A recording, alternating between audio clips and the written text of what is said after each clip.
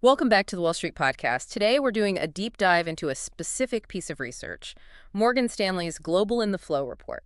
This one was released August 1st, 2025. That's right. It's their look back at July, covering cross-asset performance, some key technicals, and importantly, shifts in investor sentiment. Exactly. And our goal here is really to pull out the critical insights for you, the things that actually matter from this report. It gives a pretty precise snapshot, where money moved and maybe what was driving those decisions last month. Okay, let's jump right in then. July performance highlights. Equities first. The U.S. S&P 500, it gained 2.3%. No, decent gain. But what's really striking, I think, is the divergence within equities. Technology was the clear global leader, up 5.1%. A very strong showing for tech. But then you look at defensive sectors. Consumer staples down 3.5%, healthcare off 3.7%. Big difference. That kind of split is very telling. Yeah. It suggests it wasn't just broad market optimism driving things. Right. And moving on, currencies and commodities. The dollar index, the DXY, it outperformed other G10 currencies quite significantly, up 3.3%. And Brent crude also had a strong month, rallying 8.1%. Again, pointing to specific factors, maybe supply concerns or demand pockets, rather than just overall risk on. Makes sense. Then in fixed income, developed market rates mostly sold off. Rates moved higher. Yes, yields were up. But interestingly, credit spreads actually tightened, both in the U.S. and across European indices. So spreads tightening even as rates rose. Exactly. That's a nuanced signal. It suggests, perhaps, that investors were still comfortable taking on some corporate risk, maybe chasing yield, even with those higher baseline rates. Interesting. Okay, let's shift gears to technicals and flows. Issuance. Yeah, what did the reports say there? Well, developed market investment grade and high-yield gross issuance, both were down year over year.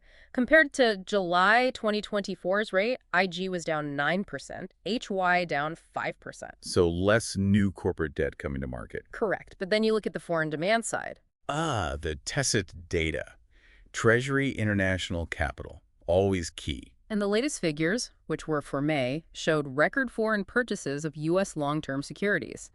About $319 billion. Wow, a record. Yeah. So domestic issuance slows down, but foreign buying hits a record high. That's quite a contrast. It really is. Highlights that continued global pull towards U.S. assets. Yeah. Now, sentiment. Morgan Stanley's own indicator, the MSI, Market Sentiment Indicator. Right. How's that looking? Well, it had peaked back in November 2024. It reached its highest level since then, just last month, but has declined since. Declined enough to change the signal. Yes. It's now signaling a risk-off environment, according to their framework. Okay, risk off. That brings us neatly to some deeper questions. Let's start with performance. What critical factors do you think really drove that S&P resilience and that stark divergence between tech and the defensives in July? Well, that S&P gain, the 2.3%, clearly spearheaded by tech's really quite striking 5.1% surge. It feels like more than just general growth optimism. Like focused bets. Exactly. It suggests investors are maybe hyper-focused on specific narratives. Things like AI, digitalization perhaps. Capital is concentrating. And the underperformance of staples and healthcare fits that picture. It does. Alongside the strong dollar, it points to a very selective market. Not broad optimism, but targeted allocation into a few key themes shaping the future rather than just riding a general wave. That selectivity is key. It's not a rising tide lifting all boats. Yeah. Okay, second point.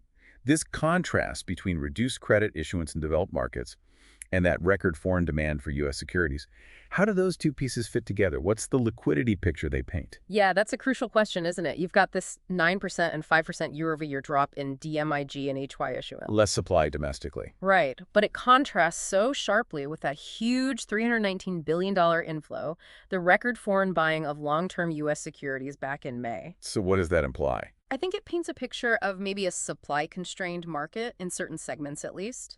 Companies might be holding back on issuing debt.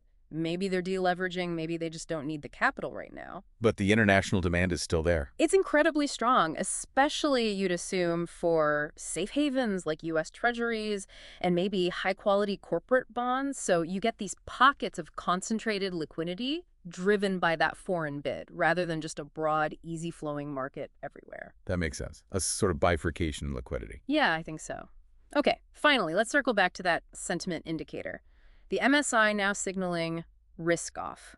What does that really imply for how investors should be thinking about positioning, say, in the near term? Well, the MSI is sliding from that recent peak back into a zone they label risk-off. It's a pretty clear signal from their perspective. It suggests a shift in the broader market mood towards more caution. So despite some good headline numbers like the S&P game, Exactly. It implies that even with those positive figures in July, the underlying appetite for taking risks seems to be fading or moderating. For investors, it suggests you should probably be evaluating your exposures carefully, maybe trimming risk? or at least considering a more defensive posture in portfolios. Yeah. The signal is pointing towards being less aggressive, perhaps. Okay. So, to summarize for you listening, July presented this interesting picture: robust performance in some key risk assets like tech and definite dollar strength. But underneath, you had contracting issuance and this clear risk-off shift in sentiment, according to Morgan Stanley's indicator. Right. Which leaves us with a final thought to consider. How will investors navigate this apparent dichotomy? You've got strong returns in some areas, but this backdrop of increasing caution and overall market sentiment. How do you balance those forces in the current quarter?